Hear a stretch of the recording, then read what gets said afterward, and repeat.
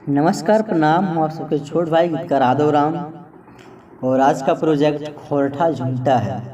मगी तो लिखते ही हैं, लेकिन आज सोचे कि कुछ खोरठा को लेकर हो जाए। तो बहुत ही मस्त झुमटा है, सिंगल मीटर है।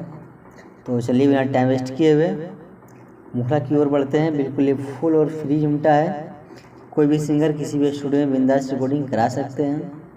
तो मुखड़ा कुछ इस प्रकार से है, सुनिए। कि साया साड़ी पिन्ह ले लो रूपा सवारी, कोई ले लो सबे हो हम हो तैयारी। कि साया साड़ी पिन्ह ले लो रूपा सवारी, कोई ले लो सबे हो हम हो तैयारी। कि एगो हम है पिछवा से चुक राजा, कि एगो हम है पिछवा से चुक राजा। तो लगाई दो ना चोलिया के हूँ कर जा, कि लगाई दो ना चोलिया के हूँ कर जा। और ये है पहला अंतरण कि कोई सन सिलैलो चलैलो हो चोलिया, लागे छपिया मोबाइल के खोलिया। ए जी रे कोई सन सिलैलो चलैलो हो चोलिया, लागे छपिया मोबाइल के खोलिया।